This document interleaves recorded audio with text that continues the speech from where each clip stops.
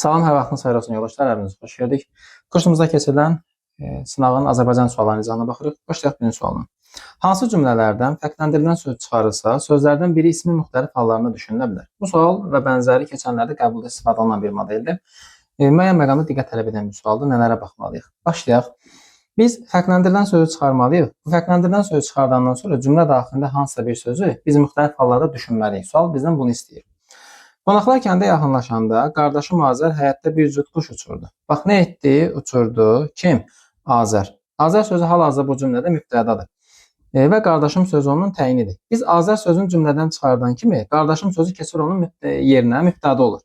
Yəni cümlə belə olur. Qonaqlar kəndə yaxınlaşanda qardaşım həyətdə bir cüt quş uçurdu. Və fikir versəz, bu məqamında qardaşım sözü mübtədə olduğuna görə cümlə daxilində iki cür düşünəcəyiniz hər hansı bir məqam yoxdur. Bunu atdım kənara. 2. O köhnə əşyaların arasından kitab tapmışdı. Kitab sözünü buradan tapsa çıxardıram. O köhnə əşyaların arasından tapmışdı. Burada ismi müxtəlif hallarında düşünülə biləcək hər hansısa bir nümunəmiz yoxdur. Ola bilər düşünərsiniz ki, onu mən iki cür düşünürəm. Oradan sonra vergül varsa onu iki cür düşünə bilməzsən. Sualın şərtində duruş ayrəsi buraxılıb, oradan sonra vergülü qoymasaydı, belə hallar olsaydı iki cür düşünə bilərdi. Olmadığına görə mövcud vəziyyətdə onu ismi müxtəlif hallarında düşünə bilməzsən. Lap elə yanaşsan da onu şəxs əvəzi kimi düşünsən olacaq adlı qaldı.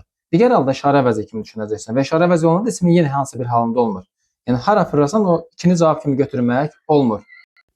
Üçüncü cümlədə qeyd edirik ki, Qabil sahildəki otu bitmək üçün xeyli adam çıxardı. Bax, nə etdi? Çıxardı. Kim? Qabil. Qabil sözü hal-hazırda bu cümlədə mübtədədir. Biz bunu buradan çıxarsaq, sahildəki otu bitmək üçün xeyli adam çıxar idi və xeyli adam çıxardı. İki məqamda düşünə bilirik. Əgər düşünsək ki, sahildəki otu bitmək üçün xeyli adam çıxar idi. Bu vəziyyətində adam sözü olur adlı halda. Adamlar özləri gedib onu eləmiş olurlar. Bir də düşünə bilərik ki, sahildəki otu bitmək üçün xeyli adam çıxardı. Şudi keçmiş zamanda olan çıxarmaq deyil kimi. O vəziyyətində də adam sözü qeyri-müəyyən təsirlik halda işlənmiş olur. Belə olan halda nə düşünə bilərsiniz? Həm o, həm də onu kimi düşünə bilərsiniz. Deyək ki, o çıxardı, bir də onu çıxardı. Fikir ver, hər iki vəziyyətində düşünməyimiz olur. Həmin o məntiqi mənanı cümləyə verməyimiz üçün. Ona görə üçü cavab kimi götürə bilərik. Burada gətirib onu cümləyə tam şəkildə qoymanız üçün demirəm. Sadəcə olaraq çıxardı sözünün həm adlıq, həm təsiri yalan işlənmək məntiqini anlaşılmaq üçün onu qeyd edirik. Çünki xeyli sözünü o ilə izah edəndə cümlə anormal çıxacaq. Yağışlı bir gündə qonşumuz qayadan bir qədər daş qopardı. Biz buradan qonşumuz mübtədasını çıxarsaq, yağışlı bir gündə qayadan bir qədər daş qopar idi. Nə edərdi? Qopar idi. Nə? Daş. Daşın özü qopur. Bir də kimsə yağışlı bir gündə qayadan daşı qopardı mənasında qeyri-müəyyən təsiri yaldı. Yenə o qopardı, onu qopardı mənasında düşünməyimiz mümkündür.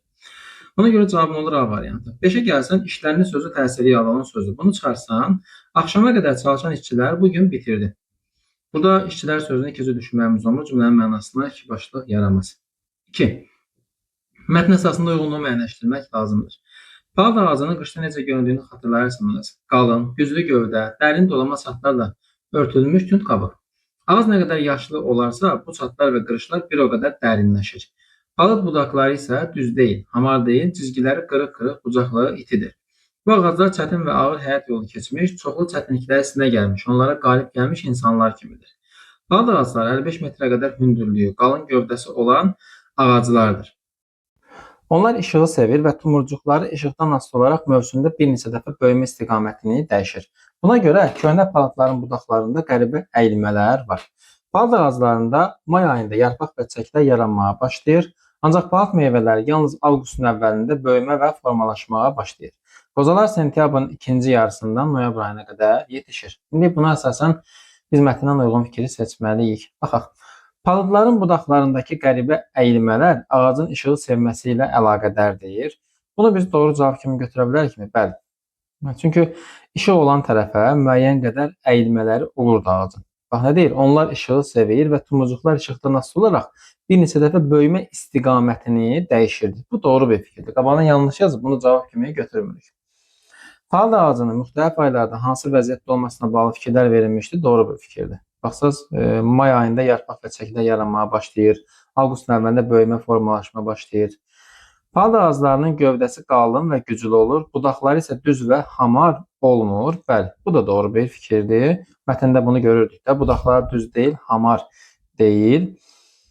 Bu doğrudur, qabağına yanlış yaz. Bunu da cavab kimi götürmürük. Sözə gedən ağacın yalnız yay fəslindən başlayaraq çiçəklədiyi bəlli olmuş olur. Bu yanlış bir fikirdir. Çünki palıd ağaclarında may ayında yarpaq və çiçəklər yaranmağa başlayır. May ayındakı yay yox, yaz fəslinə düşmüş olur.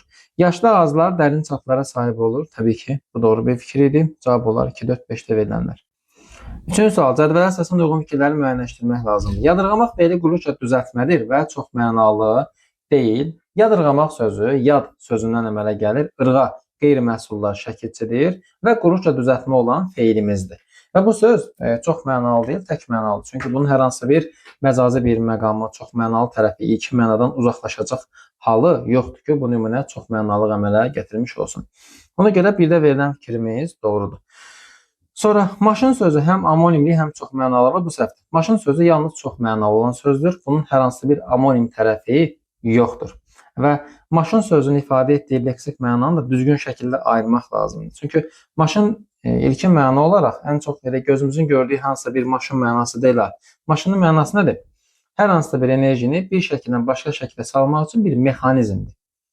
Yəni sürdüyün maşın və yaxud da ki paltarlayan maşın, nə maşın fərq eləmir. Bunlar hər biri bir mexanizmdir.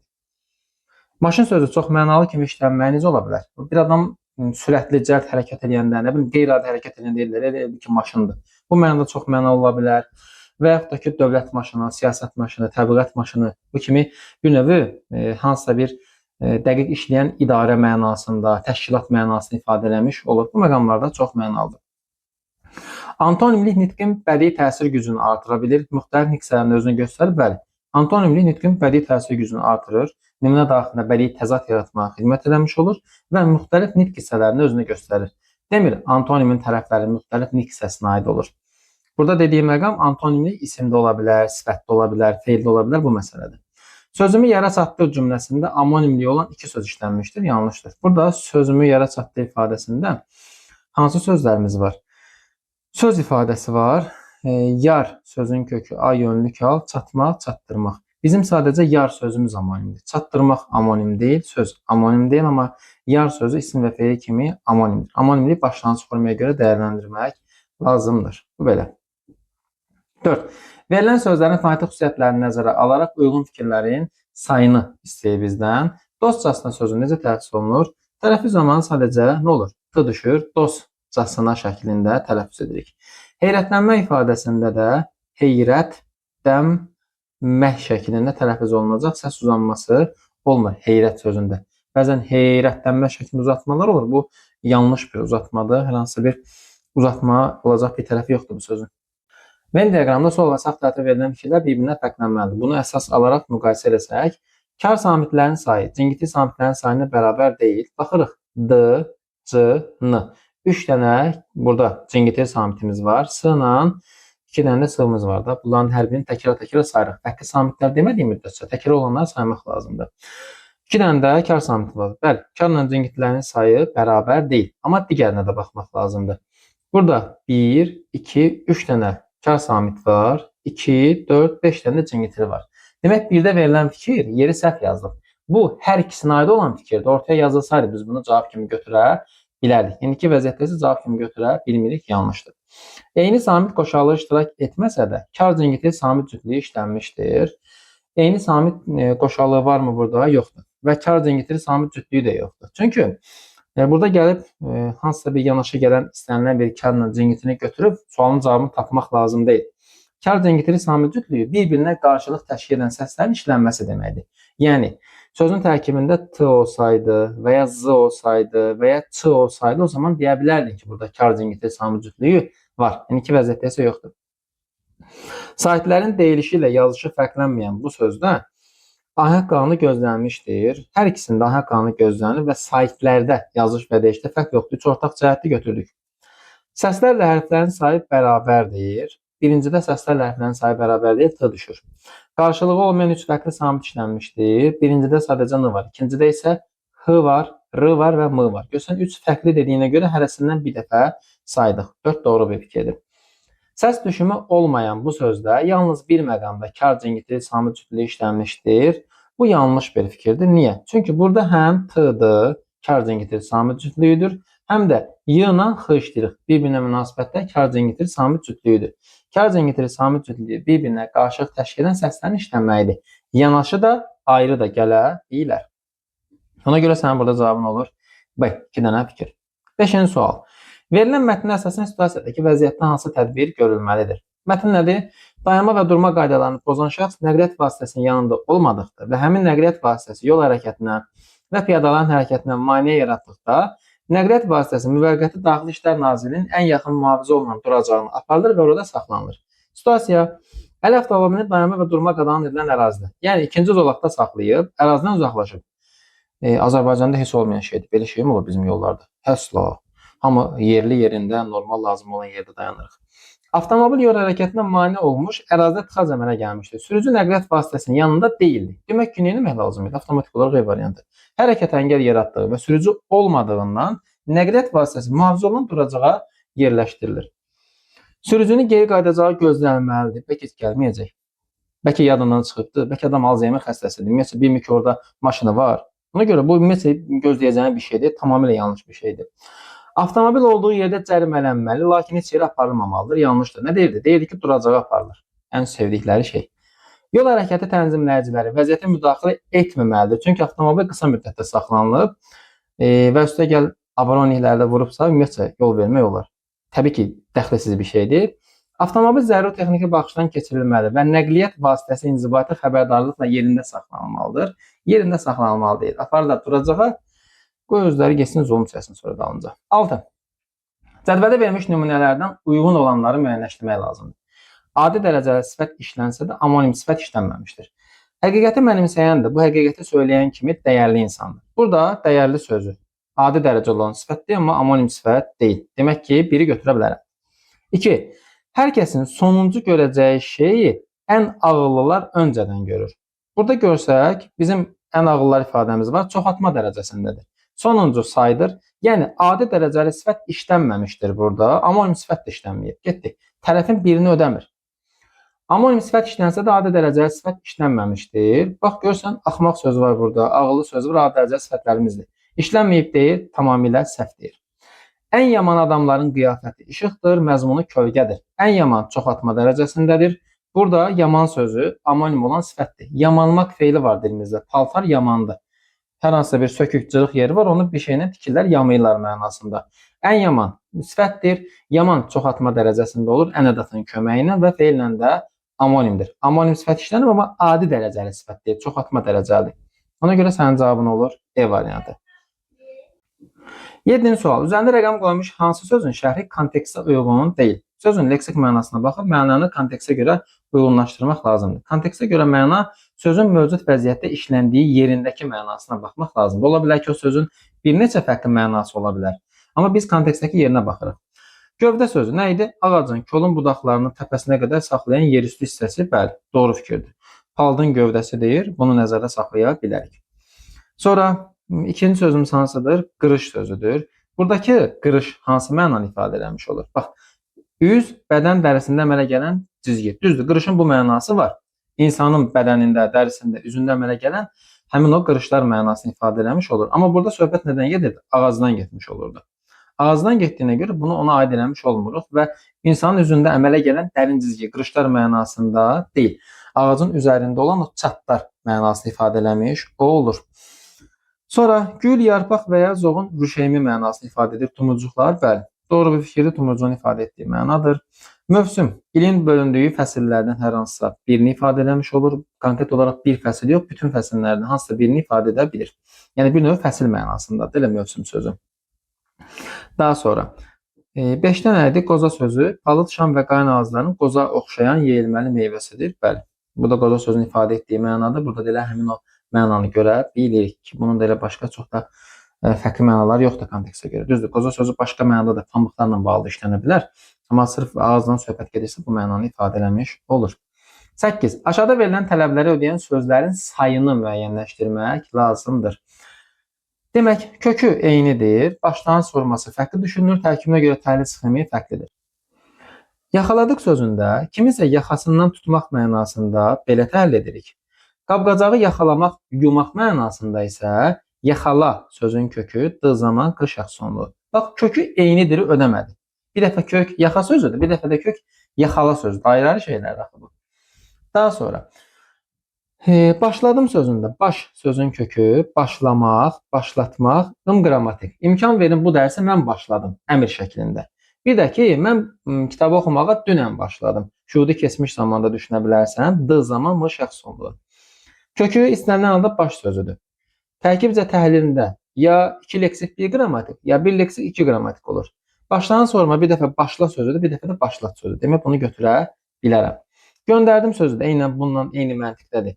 Bir dəfə belə düşünə bilərsən. Məktubları Bakıya mən göndərdim kiminsə vasitəsilə. Bir də bunları dünən göndərdim. Şuhudi keçmiş zamanı vermək üçün dünən sözünü istifadə edəndə cümlənin mənasını daha aydın şəkildə dərk edəcəksən. Əmr şəklində düşünmək üçün əmr şəkli gələcək zaman məzmun olduğuna görə onun da yerinə sabah qoy. Bunları sabah göndərdiyim, göndərdəcəm mənasında. Bir də digəri keçmiş zamanda da dünəndən işlətmiş olursan. Üçü də götürürsən. Yazılar sözündə sözün kökü yaz, yazılar şəklində düşünə bilirik. Həm isim kimi düşünə bilərik. Daha sonra yazmaq, yazılmaq ar şəklində düşünə bilərik. Yəni bu söz həm istənilən halda kökü yazmaq feilidir. Bir dəfə yaz sözün kökü ı leksik lar qrammatikdir. Bir dəfə yaz sözün kökü ı leksik ar qrammatikdir. Amma bunun tərkibinə görə təhlil sxemi fərqli deyil. İstənilən halda sxemi budur da. Sxem fərqlənmir. Qaralın sözünü də götürə bilərik. Çünki qara sözün kökü qaralmaq, qaraltmaq, ın. Əmr şəklində. Bu divarı siz qaraldın. Əmr şəklində. Bir də sən günün altında qalıb qaraldın.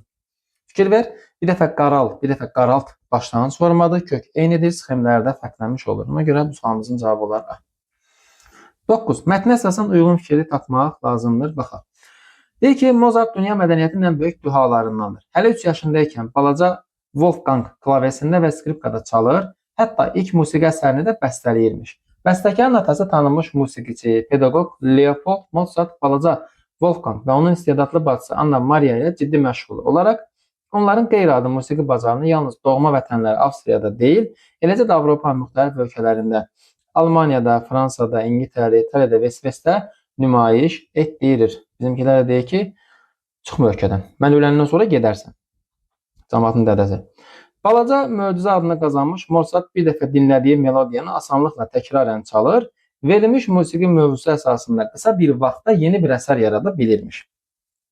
6 yaşda Mozartın əsərləri Fransada çap olunur. Artıq 14 yaşında isə o, İtaliya opera teatrının sifarişi ilə Ponçarı Mitridat adlı ilk operasını bəstələyir. Balaca Wolfgangı hətta İtaliyadakı Bologna Akademiyasının üzvlüyünə qəbul edirlər. 26 yaşlı bu kişi doğma Salzburgu tərk edib Viyanada məskunlaşır. İndi nə deyir bu 9-cu sual bizə? Deyir ki, mətnə əsasən doğru fikir tapmaq lazımdır. İstedadının erkən yaşından üzə çıxması baxımından dünya musiqisində Mozartın tayı bərabəri yoxdur. Fikri mətnin giriş hissəsini artırıla bilməz. Bu yanlış bir fikirdir. Niyə? Mətnin giriş hissəsinin mahiyyəti nədir? Hadisə ilə, anlayışla, hər nəsə mətnin bizə danışacağı şeylə bağlı ilkin aldığımız məlumat mətnin giriş hissəsidir. Hadisələrin əsas ətraflı şəkildə şərh edilməsi əsas hissədədir və ən son gəldiyimiz qənaətlər nəticə hissəsidir. Biz A-da verilən fikri bura artıra bilərik. Çünki giriş hissə ilə ən əvvəldən də, bax, hələ 3 yaşlarından skripkada çalan da Volkan nə edirdi, musiqi əsəri bəstələyirmiş. Demək olar ki, bura qədər olan isə mətnin giriş hissəsidir. Və biz burada görürük ki, adam 3 yaşında olanda musiqi əsəri bəstələyə bilir. İstedadının erkən yaşında üzə çıxması baxımından dünya musiqisində Mozartın tayı bərabəri yoxdur. Biz bunu bura artıra bilərik. Yəni bu fikri bura artırıb, yəni bax təsəvvür et, düz bunun hələnin əvvəlinə artırıb, ondan sonra gələn hissəni də aydınlaşdırma əgər tabis mürəkkəb cümlə düşün beynində. Tərəflərdən biri digərini necə aydınlaşdırır? Bunu verirəm, qarşısında da bunu aydınlaşdırma kimi verirəm. Giriş hissə çox rahat şəkildə artıra bilirik. Əsas və nəticə hissələrinin yeri dəyişik verildiyi üçün abzasların sıralaması pozulmuşdur. Xeyr. Yəni mətni oxuyanda hər hansısa bir əsas nəticə cəhətdən ardıcıllığı pozulmasını görmürük ki. Yəni gətirib bunu burada versəydi, bunu sonra burada versəydi, hə o zaman problem ola bilərdi. O zaman aləm deyə bilərdi bir-birinə. Balaca möcüzənin musiqi hafizəsi anadan gəlmə olsa da, müntəzəm məşq və təlim nəticəsində inkişaf edib. Fikir tez kimi düşünülə bilər, çox rahat şəkildə. Tezis nə idi? Mətni oxuyub çıxartdığımız ideya. Ən qısa şəkildə desək, mətni oxudun, çıxartdığın, gəldiyin qənaət, nəticə mətnin tezisidir. Və tez elə bir şeydir ki, sən bunu faktla sübut edə bilərsən. Həqiqətən də mətnə görə bilir ki, bu adam nə deyilir? Dünya mədəniyyətinin ən böyük dühalarındandır. Hələ 3 yaşından başlayaraq bu adamın skripka çalmaq, musiqi əsəri bəstələmək kimi qabiliyyəti vardı. Buradan da yola çıxaraq atası başlayır həmin o istedadı görür. Bu istedadı başlayır fərqli-fərqli yerlərə yaymağa. Yəni müəyyən bir məşqlər, təlimlər nəticəsində daha da inkişaf etmiş olur bu. Ona görə biz C-ni cavab kimi götürə bilərik.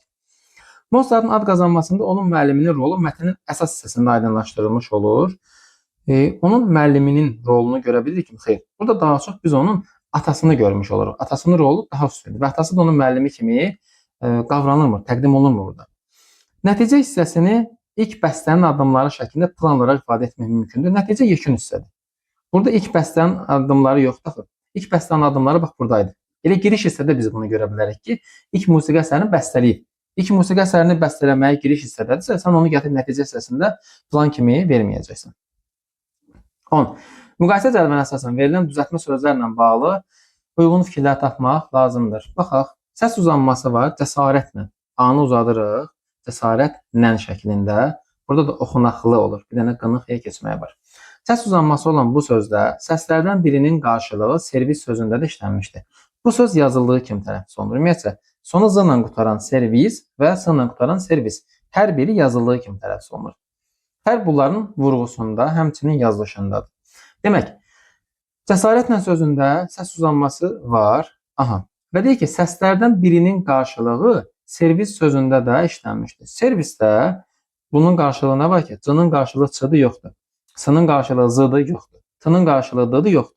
Demək, bir də verilən fikrimiz yanlışdır. Səni burada Z-nın aldatmaya çalışırdım. Aldanma. Kökünün maddi varlıq forması olmayan düzəltmə sözdür. Bəli. Sözün kökü nədir? Cəsarət, lədə leksikdə. Axı bizdən düzəltmə sözlərlə bağlı fikir istəyir. Sözün kökü cəsarətdir. Amma burada sözün kökü oxumaq feilidir. Maddi varlıq forması olmayan nə aid olan bir şeydir? Mücərrəd isimlərə aid olan şeydir. Kökü isimlə amonim olan bu sözdə eyni səslər müxtəlif hərflərlə ifadə olunmuşdur. Bunu deyə bilərik mi? Bəli. Bax, X səsləri, biri Q-nan, biri X səsinə ifadə olunmuşdur və sözün kökü oxumaq feili oxu ismi ilə də amonimdir. Dilimizdə oxu sözü həm isim kimi, həm də feil kimi özünü göstərmiş olur və bunlar da bir-birinə münasibətdə amonim yaratmış olur. Hər hansısa bir mətnin qiraəti mənasını ifadə eləmiş olur da deyək ki, oxu sözü. Tərkibindəki ilk leksik şəkilçi sözün quruluşunu dəyişmişdir. Oxumaq, oxunmaq. Bəli, söz əgər quruluşla düzəltmə olan bir sözdürsə, ilk leksik şəkilçi onun quruluşunu dəyişir. Amma bu cəsarətlə sözünə də aiddir. Tərkibindəki ilk leksik şəkilçi onun quruluşunu dəyişmişdir. 4-də desəydik ki, tərkibindəki leksik şəkilçilərdən biri sözün quruluşunu dəyişmişdir. Bu zaman 4-ü götürə bilərdik. Çünki oxunaqlıda bir neçə leksik şəkilçi var. Amma cəsarətlə də bir dənə leksik şəkilçi var. Onu buradan yola çıxaraq müəyyənləşdirə bilərdik. Əslində oxunaqlı sözündə ağlını bir yerdə götürəcək. Çünki oxunaq deyilən dilimizdə müstəqil şəkildə söz yoxdur. Hansı ki, sifət kimi və yaxud da ki, isim kimi çıxış eləsin, biz də onun üzərinə L şəkilsi qoşub ya ondan yerinə sifət yaratmağa çalışaq. Söz bütövlükdə oxunaqlı sözüdür və burada ağlı şəkilsini parçalamaq mümkün deyil. Olmadığına görə biz məcbur şəkildə burada ağlını bir yerdə götürmüş oluruq. Yəni, burada iki leksik şəkilsi var. Daha sonra, iki müxtəlif sonor samit işlənmişdir. Saitlərdən biri qalın, dodaqlanan açıqdır. Cəsarətlə də R var, N var. Oxunaqlıda isə N və L var. İki müxtəlif sonor samit işlənmişdir. Saitlərdən biri qalın, dodaqlanan açıqdır. Cəsarətlə sözündə A var. Oxunaqlı sözündə də A var. Düzdürmü? Qalındır, dodaqlanandır, A açıqdır. Amma dodaqlanan səni yanıltmasın. Dodaqlanmayandır. Çünki cəsarətlə sözündə A-dan başqa bir saitimiz yoxdur da, qalın olsun, açıq olsun. Oradakılar qalanlar incədir. Dodaqlanan hissəsinə görə aləm dəyir bir-birinə. Amonimliyi olmayan bu söz eyni köklü əmələ gətirə bilər. Bəli, bunların hər ikisi quruşla düzəltmə olan sözlərdir. Başqa bir kökü, cəsarət və ya oxulan sözlərlə eyni köklü əmələ gətirə bilər və amonimliyi də yoxdur bu sözlərin. Cavabın olar ki, 3-6. 11. Cədvələ əsasında doğru variantları müəyyənləşdirmək lazımdır. Frazoloji birləşmə ilə bağlı məsələdir ki, burada əslində çox da qeyri-adi bir şey yoxdur. Frazoloji birləşmənin nə qədər çox baza cəhətdən öyrənsən, inkişaf elətdirsən, belə sualları çox bəsit şəkildə də sürətli tapacaqsan. Dodaq büzmək. Bu ifadə bəyənməmək, narazılıq göstərmək, istehza eləmək mənalarını ifadə eləmiş olur. İstehza etmək bunun sinonimi deyil. Çünki istehza etmək mürəkkəb feildir və bununla bir-birinə münasibətdə sinonim yaratmır. Çünki istehza etmə ifadəsi frazeoloji birləşmə deyil. Frazemin sinonimi, antonimi, amonimi nə olmalıdır? Yəni də frazem olmalıdır. Məşhur dədə-baba köhnə qaydamız. Sonra küt getmə ifadəsi var. Küt getmə ifadəsi amonimli olan frazeoloji birləşmədir. Bir nə ola bilər? Kimsə yorğundur, tez yuxuya getmiş olur. Bir də ki, xəmiri təndirə yapışdıranda orada tutmur, divarı tutmur, düşür külün üstünə. Bu mənalarda işlənmiş olur. Bəlkə yuxuya getmək deyə, frazem yoxdur deyə sinonim olsun. Bunu atın kənara. Xəmirin qopub düşməsi mənası var? Var. Aha, bunda cavab kimi götürmüş olduq. Sonra zamanla ayaqlaşmaq. Bu da məşhur bir frazeoloji birləşməmizdir. Müasirləşmək, yeniləşmək, nə bilim, həyatın tələblərinə uyğunlaşmaq, dövrün tələblərinə deyək, uyğunlaşmaq mənasındadır. Bunun əbədi dəyəri çevrilmək kimi bir frazem mənası yoxdur. Amma həyatın nəbzini tutmaqla sinonim ola bilər. Zamanın nəbzini tutmaq, həyatın nəbzini tutmaqla sinonimdir. Cavab olarca. 12. Mətnə əsasən cədvəldən uyğunsuzluq yaradan fikirləri müəyyənləşdirmək lazımdır. Elmi texnoloji və sosial inkişafın nailiyyətlərindən biri kimi təqdim edilən distant təhsil, fasiləsiz təhsil sisteminin bir forması olaraq insanın təhsil və informasiya almaq hüququnun reallaşdırılmasına, öz peşə fəaliyyətindən ayrılmadan əsas və əlavə təhsil ala bilməsinə xidmət edir. Ənənəvi təhsil formalarından fərqli olaraq distant təhsildə təhsil alan biliyə doğru deyil, bilik təhsil alana doğru gəlmiş olur.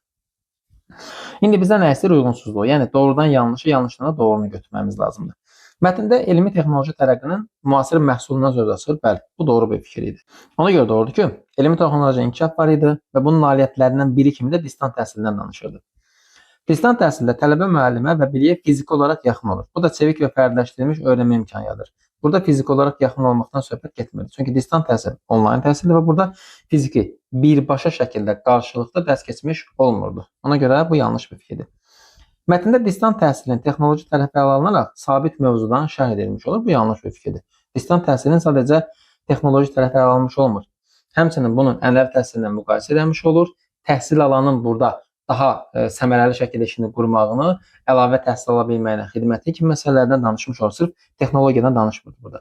Təhsil alanın mərkəzdə olduğu bu model sosial və təhsil siyasətinin mühüm elementi kimi təqdim olunur. Bəli, sosial və elmlə bağlı məsələdə əlaqələndirilmiş olur. Həmçinin təhsilin uğurlarına bir kimi götürülmüş olur və təhsil alanda mərkəzdəydi burada. Biz uyğunsuzluq axtardığına görə cavab olmalıdır 2-dən 4. 13. Verilən sözlərin tərkibindəki şəkillərdən yalnız birinin leksik olduğunu nəzərə alsaq, yağ sözün kökü lan leksik, d qrammatik. Şirə sözün kökü lən leksik, d qrammatik. Oxumaq, oxutmaq, ır. Gətirmək, gətirtmək, im. Görürsünüz, sualın şərtində sənin üçün sözlər dəqiqləşdirir ki, sən bunu gedib ikinci cür düşünməyəsən. Əks halda bunların hər birini başqa variantda da düşünməyimiz olurdu. İndi uyğun variant tapmalıyıq. Sözlərdən yalnız ikisinin tərkibcə təhlili bu sxemə uyğundur, yanlışdır. Bütün sözlər kök bir leksik bir qrammatik sxeminə uyğundur. Bütün sözlərin əmələ gəldiyi söz amonimliyi olan sadə sözdür. Məsəl üçün, gətirmək sadə sözdür. Bunu cavab kimi götürə bilmədik. Hər bir sözün tərkibində amonimliyi olan bir qrammatik şəkilçi işlənmişdir. Bəli, bax bunu cavab kimi götürə bilirik. Mümkündür. Çünki burada d zaman şəkilçisi var. Burada da zaman şəkilçisi olan d-namış, idi, imiş hissəciyinə amonimdir. Burada ır, indiki zaman şəkilçisi var. İsim yaradan şəkilçinin amonimdir. Sonra im var. Şəxs sonludur və mənsubiyyətlə mənim dəftərim bundan amonimdir. Demək cavab olar C variantı. Daha sonra isimdən düzələn sözlərin kökü feil amonimdir. İsimdən düzələn sözlər deyir bizə. Burada yağlandı sözü və şirələndi sözü. Amma şirələndi sözünün kökü olan şirə feillə anonim deyil. Şirəmək deyə bir feilimiz yoxdur bizim. Ona görə bunu atıram kənara. Kökü feil olan sözlərdə şəxs sonluğu da işlənmişdir. Gətirdim sözündə amma oxudur sözündə işlənməmişdir. Çünki burada t leksik ır da zaman şəkilçisidir. Daha sonra 14-cü sual. Mətndə əsasən yanlış fikirlərin sayını müəyyənləşdirmək lazımdır. Nə istəyir bizdən? İntizamlıq şəxsin qəbul edilmiş qayda və qanunlara əməl etməsi ilə xarakterizə olunan keyfiyyətdir. İnsan fəaliyyət və ünsiyyət prosesində mövcud sosial normalara, etalonlara və s. hörmətlə yanaşması şəxsin intizamlı olmasını bildirir. Görkəmli Alman filosofu Kant nizam intizamın insanda vəhşiliyi ləğv etmə vasitəsi olduğunu göstərmişdir. İnsanların qrup və kollektiv şəraitdə birgə fəaliyyət göstərməsi başqa səbəblərlə paralel olaraq intizamlıq keyfiyyətinin dərk olunması ilə bağlıdır. İntizamlıq şəxsiyyətin işgüzarlığı və sosiallığının göstərisidir. İntizamlıq həm də əxlaqi qiymətdir. Baxaq, biz yanlış fikirlər tapmalıyıq. İntizamlıq şəxsin şəxsi həyatına təsir göstərmir, yalnız ictimai mühitdə əhəmiyyətlidir. Bu yanlış bir fikirdir. Mətin bunu müdafiə eləmir ki, intizamlı olmaq sadəcə cəmiyyətdə, ictimai mühitdə əhəmiyyətlidir. Şəxsin fərdi həyatında, fərdi yaşayışında bu lazımsız bir şeydir. Fərdi olaraq müəyyən bir intizama diqqət eləməyə də bilər. Belə bir şeyin müdafiəsi yoxdur mətndə. Qanun və qaydalara riayət etmə bacarığı insanın ictimai davranışının vacib göstəricisidir. Bu doğru bir fikirdir. Qanun və qaydalara doğru düz, normal hər şey vaxtında riayət etmək insanın ictimai davranışının vacib göstəricisidir ki, cəmiyyətlə bağlı məsələlərdə nizam intizamlıdır bu adam. İntizam keyfiyyəti daxili dərk və kollektiv şuurla bağlı olan fərdiliyə əsaslanan davranışdır. Bu yanlış bir fikirdir. Çünki nə deyirdi? İntizam keyfiyyəti daxili dərk və kollektiv şuurla bağlı olma fərdiliyə əsaslanmış olmur. Çünki fərdiliyə qalası olsa, o zaman ola bilər ki, kimsə deyər ki, mən bunun əleyhinə çıxmış olurum. Amma ümumi şəkildə bu dəyərləndirilmiş olur. Fikir versiniz, burada nə deyirdi? Qrup və kollektiv şəraitdə birgə fəaliyyət göstərməsinə paralel olaraq intizamlı keyfiyyətin dərk olunması ilə bağlıdır. Yəni, bununla birbaşa əlaqələndirilirdi. İntizamlı fərdlər kollektiv əməkdə effektiv iştirak edə bilərlər. Fikrinin məzmununca əlaqələndirmək olar. İntizamlı fərdlər kollektiv əməkdə effektiv iştirak edə bilər. Bunu götürə bilərik. Nə deyirdi? Kollektiv şəraitdə birgə fəaliyyət. Bunu dəstəkləyən bir amil kimi verilmiş olurdu bizə. İntizamlıq təkcə əməl etmək deyil, həm də insanın əxlaqi şüurunun formalaşması nəticəsidir. Bəli, həm də əxlaqi qiymətdir deyir. Ona görə bunu da cavab kimi götürə bilərik. Cavab olar B variantı. 15. Hansı variantda verilmiş fikir doğrudur? Baxaq. Səbir, qədir, meyil, beyin, çiyin, ətir sözlərinə ın qrammatik şəkilsi artırıldıqda 4-2 hecalı, 2-3 hecalı söz yaranıbsa, iki sözün əminliklə yərik halda olduğunu deyə bilərik. Bu kimi suallarda variantı düzgün təhlil etmək lazımdır. Variantın səni yönləndirməsi var, o yönləndirmədən istifadə etmək lazımdır. Sən bilirsən ki, səbir, qədir və meyil sözləri, həmçinin ətir sözü var, düzdür? Biz bunlara hal şəkilsi, yəni sait ilə başlayan hal şəkilsi qoşanda və mənsubə şəkilsi qoşanda sözün kökündə düşmə olmuş olur. Amma beyinlə çiyin sözlərinə mənsubə şəkilsi qoşanda və yaxud da ki, hal şəkilsi qoşanda vəziyyət necə olmuş olur? Hal qoşanda düşmür, mənsubət qoşanda isə düşür. Buna əsasən biz qaydanı tətbiq edəcək olsaq, bunların hər birinə ın qoşası olsaq və ın qrammatik şəkilsi deyir bizə. Biz bilmirik ki, bu hal şəkilsidir yoxsa mənsubiyyə şəkilsidir. Amma bizə burada açar rəqəm verilir. Deyir ki, 4 dənə 2 hecalı, 2 dənə də 3 hecalı söz yaranıbdır. İndi biz buradan tuturuq ki, əgər 4 dənə 2 hecalı yaranıbsa, bunlar üçün fərqi yoxdur. Bax, bu 4 dənə söz üçün fərqi yoxdur. Həmin o 4-2 hecalı mənsubiyyətdə hal da ola bilər. Bura qədər tuta bilmirsən dəqiq. Amma burada artıq dəqiqləşir ki, 2 dənə 3 hecalı söz yaranıb. Demək ki, beyin və çiyin sözlərini nə zaman 3 hecalı edə bilərik? Biz bunlara mənsubiyyət qoşduq, oldu 2 hecalı. Amma hal şəkilsi qoşası olacaq, məsəl üçün yönlük hal qoşdum, oldu 3 hecalı. Demək ki, beyin və çiyin sözlərinə bunu yazmağı ilə sənə açar vermiş olur ki, biz bu sözləri nə etmiş oluruq? In şəkilsi qoşandan sonra avtomatik olaraq o düşərcik yərik halda. Çünki bizə 6 dənə söz verir. 6 dənə sözün 4 dənəsi 2 hecalıdır. Bura qədər tapa bilmirik ki, ın mənsubiyyətidir yoxsa hal idi. Yazır ki, sonra ikisi 3 hecalıdır. Beyinlə çiyin nə zaman 3 hecalı ola bilər? Hal şəkilsi qəbul eləyəndə. Demək ki, buradakı yərik hal olduğunu əminliklə dedik. Cavab oldu A variantı. Yəni, sualın yönləndirməsini istifadə etmək lazımdır. Sonra gəlib demədi, nə bildin, nə bilin, nədir? Bax, nə bildiyimi deyirəm sənə. Sən sadəcə diqqətli baxmalısan bu suallara. Sual səni yönləndirir variant olaraq. Tətbiq edib düzgün tapmalısan. İxtiyari bir cümlədəki isimlərdən biri nə? İkisi hara? Biri kim sualına cavab verirsə, 4 sözün əminliklə konkret isim olduğunu deyə bilərik. Bax, isimlərdən biri nə sualına cavab verirsə, sən 2 dənə söz var, hara sualına cavab vermiş olur. Biri nə sualına cavab verir, biri də kim sualına cavab verir. Cəmi 4 dənə sözümüz var. Amma sən necə əminliklə deyə bilərsən ki, konkret isim var. Nə sualına cavab verən söz ancaq konkret və ya mücərrət cəhətdən dəyərləndirsək, ancaq konkret olur ki, nə sualına cavab verən. Mücərrətlər də, konkretlər də nə sualına cavab verə bilir. Sənin burada 4 dənə sözün var. Əminliklə nə sualına cavab verən sözün konkret yoxsa mücərrət olduğunu bilmirsən. Ona görə bu adda kənara. Icı şəkilsilə düzələn sözlər cümlədə təyin kimi çıxış edirsə, qrammatik mənası sifətdir. Xeyr. Çünki icı şəkilsi isim də yarada bilər. Məsəl üçün, satıcı söz isimdir.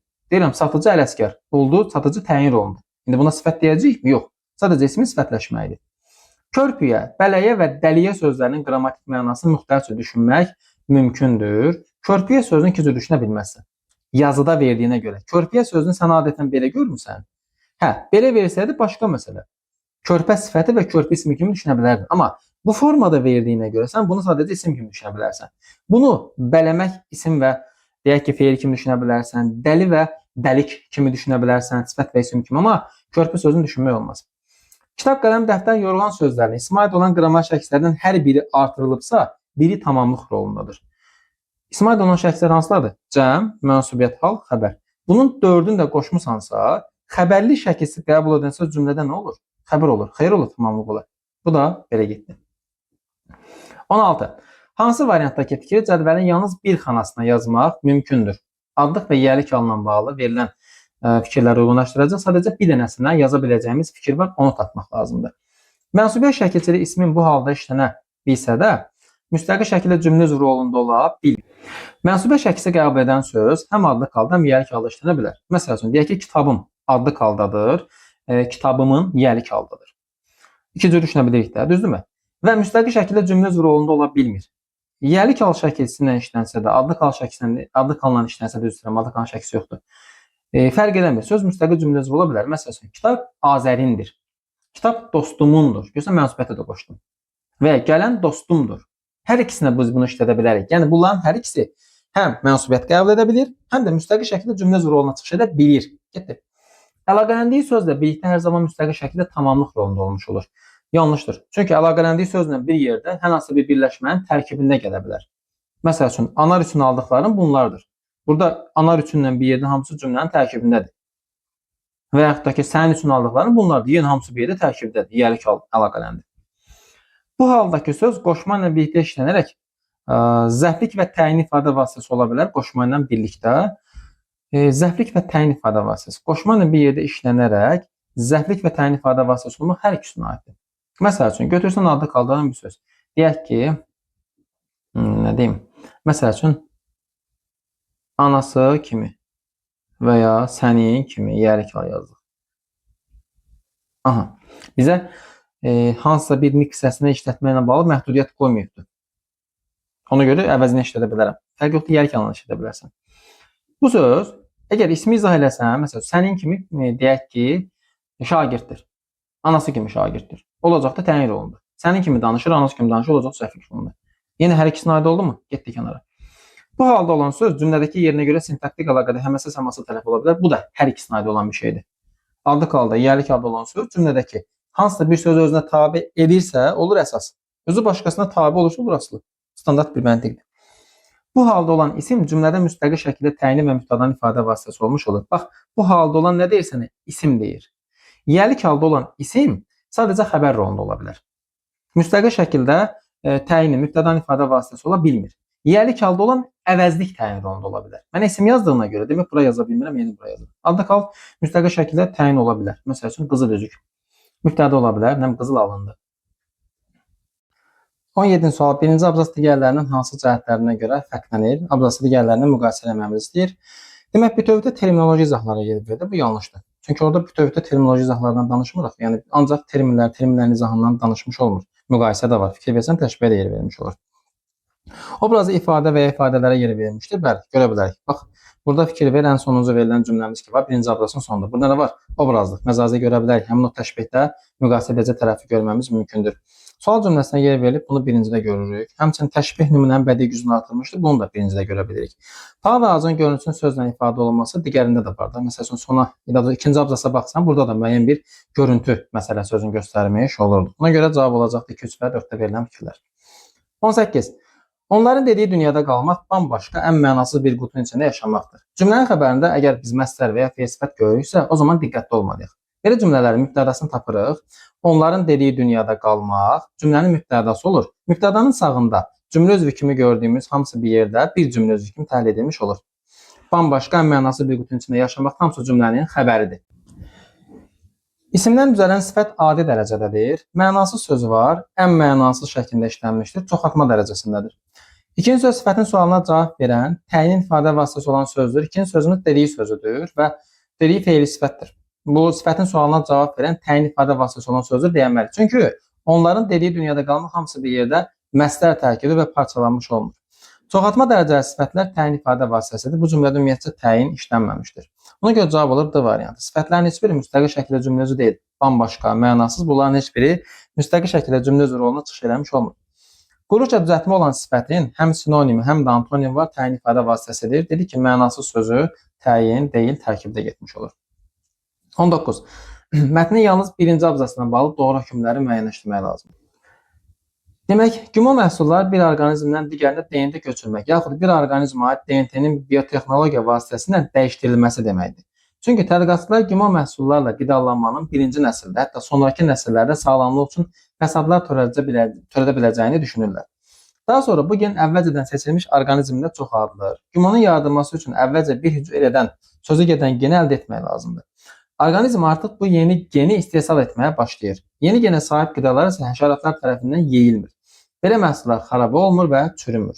Dünyada gümo tərkibli məhsulların istifadəsinə qarşı çıxan ölkələr var. Məsələn, Avstriya, Macarıstan kimi ölkələr gümo məhsullarının istifadəni tədricən dayandırmışdır. Bizə nə istəyir ki, yalnız birinci abzasla bağlı doğru fikirlər seçək. Genin modifikasiya olunması prosesi şərh edilmiş olur. Modifikasiya edilmə prosesini biz ikinci abzasda görmüş oluruq. Yəni, birinci abzasda modifikasiya olma prosesinin şərh edilmə məsələsi yoxdur. Sadəcə onun mənasını açmış olur. Həqiqi mənalı ifadə ilə bitmiş olur. Həqiqi mənalı ifadə, məsələn, bu mallar xarab olmur, çürümür. Bu, ikinci abzasda da görə biləcəyim bir şeydir.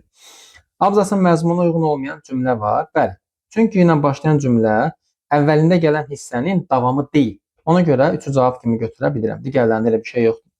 Gümo məhsullarda gen dəyişikliyi olduğu aydınlaşmış olur. Gen dəyişikliyini biz ikinci abzasda da görə bilirik. Ona görə bunu atıram kənara. DNT-nin hansı vasitə ilə dəyişdirilməsi qeyd olunmuşdur? DNT-nin biotexnologiya vasitəsilə dəyişdirilməsindən danışırdı. Cavab olar 3-dən 5-də verilən fikir. 20. Əvəzdə işlənmişdir. Nümunədə bizdən bunu istəyir. Biz bu kimi suallarda nəyə diqqət etməliyik? Sol tərəfə bizə verilən cümləmiz olur. B-də və həmçinin burada nə var? C-də verilən cümləmiz var da. Biz bu cümlələri əsasən uyğunlaşdırmağa çalışmalıyıq. Yəni, sən burada məcbur deyilsən, cədvələ klasteri falan fikirləşəsən. Bu kimi klasterlə bağlı izah da var. Bununla bağlı kanalda ətraflı izah paylaşmışam, oradan ətrafa baxa bilərsiniz. Və yaxud da ki, mənim adımdan bir yerdə yeni klaster yazıb YouTube-da axtarıb oradan da tapa bilərsiniz. Sən elə bil ki, bu klaster yoxdur. Normal uyğunlaşdırma edirsən də, sənin cümlən B-də və C-də verilən cümlədir. Yerdə qalan fikirləri bunları uyğunlaşdır, sonra da cavab çat getsin. Ən bəsit tərəfi bundan ibarətdir. Yəni, çox da burada fantaziya vermək lazım deyil. İsmi xüsusiyyətini qəbul edən say işlənməmişdir. A-da verilən nümunədəki xeyli sözü məhdud sifətini izah etdiyinə görə zərfdir. Və burada ismi xüsusiyyətini qəbul edən say həqiqətən də işlənməmişdir. Yazdım bura. İkinci verilən nümunədə axırıncı sözü saydır və ismi xüsusiyyətini də qəbul edilməmişdir. Getdi. Cümlədə quruluşuna görə həm sadə, həm də düzəltmə say işlənmişdir. Birinci verilən nümunədə dediyim ümumiyyətcə say yoxdur. İkinci verilən nümunədə çoxluq sözü isimdir.